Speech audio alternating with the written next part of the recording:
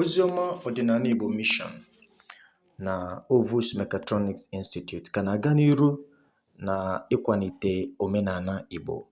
Omenala otu ngalaba n'ime omenala Igbo anyị na-eneba anya ya bụ ihe metụtara nka na ụzụ. Anyị na-agba mbọ site na ihe anyị kpọrọ agwụ nka project.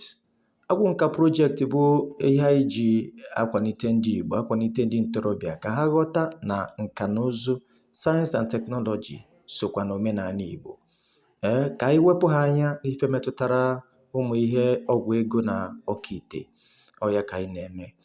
N'ụbọchị taa, anyị na-akụziri ha history, anyị na-akụziri ha ntọnala nka na ụzụ, ntọnala nka na ụzụ, etu ndị Igbo siri wee mee nka, etu ndị Igbo si wee mee sayensị and teknọlọji mgbe gara aga, etu ndị Igbo si wee ihe arụpụtagasịrị n'Igbo Ukwu, ihe arụpụtagasịrị n'ala Eja, ihe arụpụtagasịrị n'Ọka, igosi na nka na ụzụ so na omenala Igbo.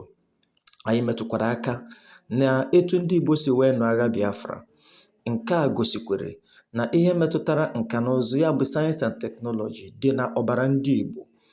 Anyị na-eme ka ha ghọta na mmemme ihe anyị na-eme na Ovus Mechatronics Institute ya na Oziọma Ọdịnala Mission bụ ka ụmụ anyị ka ha weghachite obi ha, weghachite anya ha n'ihe metụtara nka na ụzụ nke ị ga-eji wee dozie ya n'Igbo. Anyị na-eme ka ha ghọta na this project bụ maka ọdịmma ndị Igbo. Ebe ọbụla ha sọrọ ebe ọbụla ha fụrụ nwa ha na mba, onwe anyị chọrọ ịma, mana ọ maka ọdịmma ndị Igbo. Ọ ya ka anyị na-eme taa. So isiokwu anyị nke taa bụ ihe metụtara nka na ụzụ, that is ntọala nka na ụzụ, history of science and technology n'ala Igbo. Etu ndị Igbo siri wee mee nka dị iche iche. Ịkwa ikiri dị na nka, ọgwụ agwọrọ agwọ maka ichekwa obodo dị na nka, ụzụ akpụrụ akpụ, bronze work, ihe niile a dị na nka. Ọ ya ka anyị na-akọwalụ ha ka ha ghọta na this agwụ nka project ha na-eme na ọ bụrụ ihe egwuregwu, na ọ kwesịrị ịbụ maka ọdịmma ndị Igbo. Mmadụ 10 n'ime ha ka anyị nyere scholarship ka ha mụọ inverter, mụọ automation, mụọ electronics, ọtụtụ ihe dị iche iche. Mana ọ dị mma ka ha ghọta na ihe a bụ ka ọ were dịrị Igbo mma. Ọ dị mma ka ha ghọta na omenala Igbo kpọmkwem, na ọ dịrị iche na omenala Igbo. Anyị kọwakwara ha na okpu a ikpu n'isi, na anyị na-afụ okpu mkpu n'isi, na okpu a ma ndị Nollywood eme na ọ dịzie ka onye na-ekpu okpu a bụrụ na onye ọjọọ. Anyị kọwara ha uru ọ bara, anyị kọwara ha etu esi ekpu ya, ụzọ dịgasị iche iche.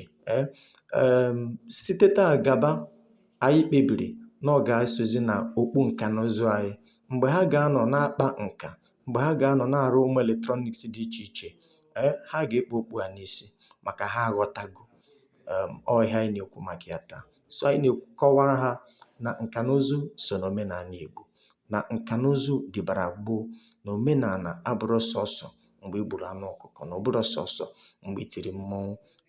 Na mmadụ ichepụta echiche site na ihe akpọrọ onye kwe chi ya ekwe. Anyị kọwakwara ha ihe dị omimi na mkpụrụ okwu ahụ akpọrọ onye kwe chi ya ekwe, na ndị Igbo nwegasịrị okwu dị omimi, echiche dị omimi, nke bụ na ọ bụrụ na anyị nebe anya ọfụma, ọ ga-enyere anyị akarị nne. Ọ bụrụ na anyị nebe anya soro ya etu anyị siri wee so Baịbụl, tụlee okwu ahụ, tụlee uche n'ime okwu ahụ, ị mara na ọ ga-enyere anyị aka. Ọkachasị nke a sị na onye kwe chi ya ekwe.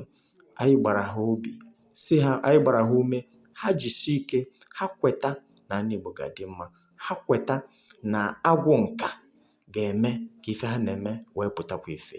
N'eziokwu, anyị kọwakwara ihe metụtara agwụ nka, ihe metụtara agwụ, na mgbe ha na-amụ nka n'ụzụ a, n'ọkwanụ agwụ ka ha na-arụ. Yes, mgbe itinyere anya n'ọrụ, na-amụ ihe ọfọ, na-arụpụta ihe, a na-akụziri ya, ị na-amụ ya, ihe a na-atọ gị ụtọ, n'ọkwa na-agwụ nke gị ka ị na-arụ, n'ọkwa usoro ọzọ mmadụ ji arụ agwụ, maka na ọ dịkwa ka ịgba ọsọ agwụ. Mgbe ị na-amụ ihe dị gị obi mma, mgbe ị na-amụ ka esi arụpụta ihe, mgbe ị na-amụ ihe chi chọrọ, ịmalụ n'ọkwa ọ dịkwa ka mmadụ ịgba ọsọ agwụ maọbụ mmadụ ịrụ agwụ. So n'ụbọchị taa na Ovus Mechatronics Institute nke ya na Oziọma Ọdịnala Mission na-eme, nke anyị kpọrọ nka na ụzụ agwụ nka project, anyị kụziri ụmụaka anyị maka ntọala. In addition to ihe a na-akụziri ha mbụ, ụmụ ihe teknọlọji dị iche iche, anyị na-ewepụtakwa oge kụziere fa ntọala Igbo, kụziere fa ihe Igbo jiri wee dị ebube, kọwara ha ka ha ghọta na ife ha na-amụta bụ ka ha welu dozie ala Igbo. Ọ bụrụ na just ka ha welu buru ya pụọ, buru ya solu ndị na-agba Igbo mgba.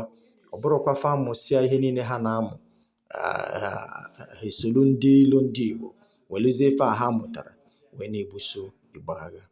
Ya bụ na isiokwu anyị taa bụ ntọala dị na nka na ụzụ, ntọala nka na ụzụ na ala Igbo ya na obodo ndị isi ojii niile. Anyị metụkwara aka na aka ọrụ ndị ojii na Ijipt mgbe gboo dịka pyramids na ihe ndị ọzọ, ịkọwara ha na teknọlọji nka na ụzụ so na omenala anyị. So mgbe ịfụrụ onye Igbo na-arụpụta ihe, buru n'obi na omenala ya ka ọ na-eme, na onwere ihe dị iche, ka anyị ghara ikewapụ omenala anyị n'ime ebe ọ metụtara nka na ụzụ. Ọ ya bụ ebe nkụzi m gbadoro ụkwụ taa. O so na part of their lecture series. Anọkatakwa ewepụta oge nye ha nkụzi ihe metụtara Igbo na ihe metụtara ọdịmma Igbo, na ihe kpatara o ji wee dị mkpa ka ha tinye anya na ngalaba omenala, maka na ụfọdụ na-etinye anya sọsọ ngalaba ịwa ọjị, igbu anụ na ihe ndị ọzọ. Na o nwekwara ofu ngalaba nke anyị na-eneghara anya, na ngalaba ahụ bụ gịnị?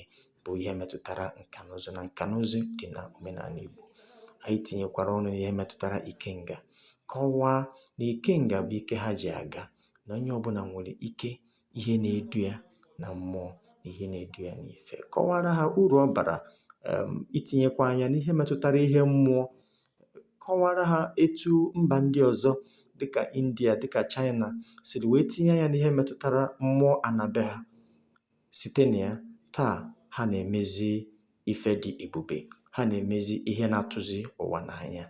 O wee bụrụ ya, ekenere m ndị na-akwado agwụ nka project, Ovus Mechatronics Institute na Oziọma Ọdịnala Igbo Mission, ka Igbo nwere onwe ha. Maka na nnwere onwe abụrụ sọsọ political independence. Nnwere onwe bụkwa mgbe ọtụtụ ndị ntorobịa malitere rụpụtaba ihe ga-aba uru n'obodo, ihe ga-eji wee dozie obodo. Mgbe ahụ ị mara n'eziokwu eziokwu na Igbo enwere na onwe ha. Ekene m na afa mbụ dike Ụgbọaja, Oziọma Ọdịnala Igbo Mission na Ovus Mechatronics Institute. Ihe anyị ma bụ etere ụgba etere ose, ana Igbo ga-adịrịrị mma. Ana Igbo ga-enwere onwe ha na mmụọ tupu ọ pụta ife, maka na ihe na-esi na chi adị mma. Ekene m.